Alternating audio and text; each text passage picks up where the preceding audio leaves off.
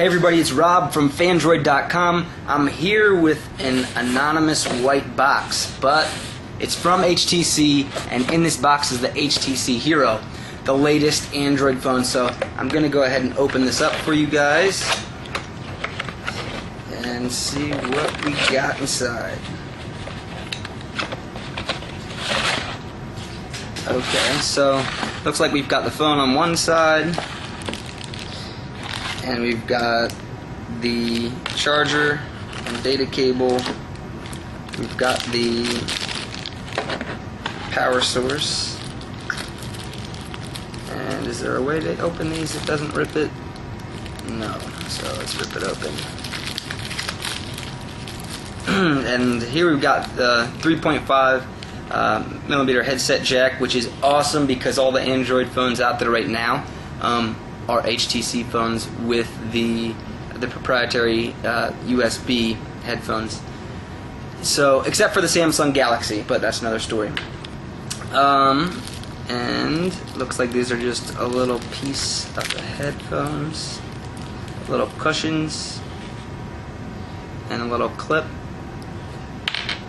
and another piece of the charger, if I can get it open. But this is the unexciting stuff, right? We want to open the phone. So there we go. So this probably connects into here somehow, right? Maybe not. There we go. Great, now I can plug it into my wall because I'm in the United States, and this is only available, or only going to be available in Europe at the moment, in the UK and whatnot. So this isn't going to connect to T-Mobile's, T-Mobile's, service connection. But that's okay because we can still play with the hardware and use Wi-Fi and whatnot. So let's get this out of the way. Let's see if you can just go ahead and turn this on. But first, let's take a look around the phone. So the HTC Hero hardware is pretty impressive. You've got the 3.2-inch touchscreen. You've got the trackball. You've got the dedicated buttons that come on most of these Android phones, with over here the end key and the power key, the menu key, the home key, the call key. You've got a back key and a dedicated search button. So I'm a big fan because now you've got 3 input options. You've got touchscreen, trackball, and buttons. But still, it doesn't take up too much real estate, and you still got that nice 3.2-inch touchscreen. On the back, you've got the 5-megapixel camera, an upgrade from the G1 and the Dream and the Magic, which have a 3.2 megapixel camera. On the sides of this, right here, you've got the volume key, which is pretty much flush with the phone, and I'm not sure if you can see that well, but it's kind of almost looks like it should open and be some type of port, but they are in fact volume keys up and down. I'm not sure if I'll like that or not like that. I think it's something that you'll have to take some time to get used to and see, but it makes the phone look great because it just kind of blends in and is hidden. On the bottom, you've got your USB for charging and connecting to the computer.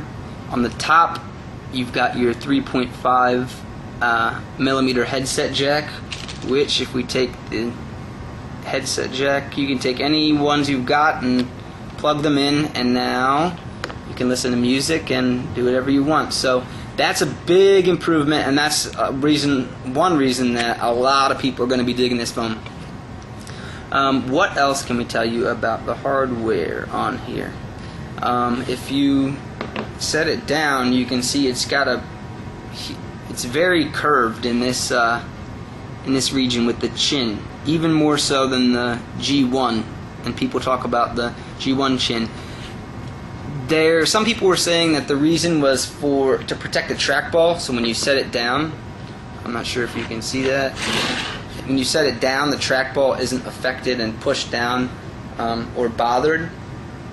But it also gives it just a very distinct look and a nice ergonomic feel when you put it up to your head and talk. So that's the hardware. Quick overview. Well, let's see if we could turn it on really quickly. And I'm not sure. I mean, this isn't going to connect to T-Mobile's United States service, obviously, because the bands are not the proper ones to connect to any United States service provider. But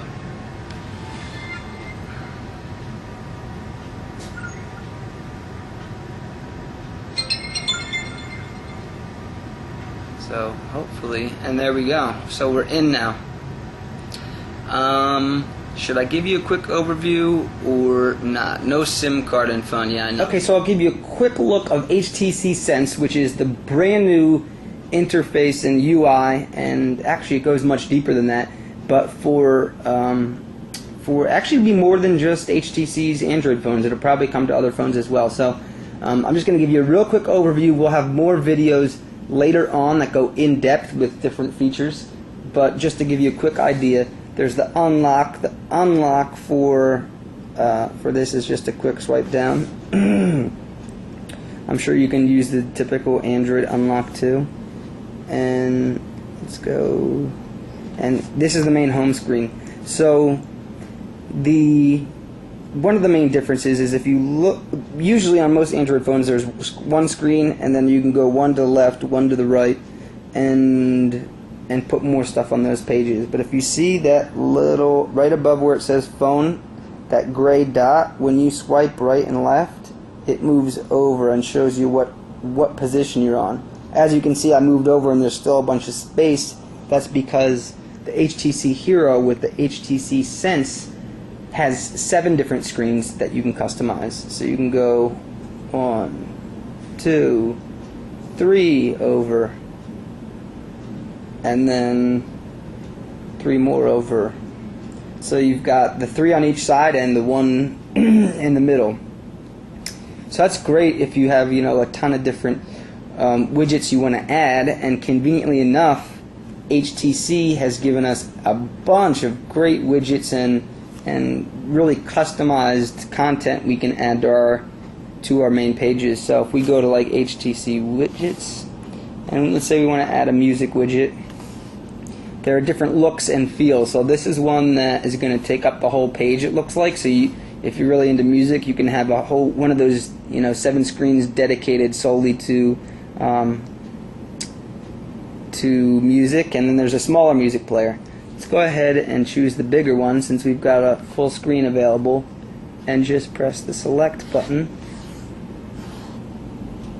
And no music found, but you can see it would look like that with a very slick interface for playing the music and changing and choosing artists and stuff. So if you, just like regular Android, the widgets on this, you hold down and you can drag into remove. Let's see what widgets are available. There's shortcuts, HTC widgets, there's the typical Android widgets, and you've still got your folders that you can add to organize stuff a little better, kind of like maybe your desktop computer. So we'll go through all this stuff. Footprints is interesting. The weather widget here is awesome. So this is in London right now, but you can choose a big one. You can go over, and you can choose a smaller one so you can have other stuff on the screen. You can choose a really small one. Let's go ahead. Come on. And choose that one. And let's choose our city. I said Italy on accident, so let's choose it while I'm thinking about it. And connection failed. So obviously we need to get Wi-Fi and some kind of network on here going. But that's a quick idea of the concept of the HTC Sense. So there it is, folks, the HTC Hero. I'm really excited to have it.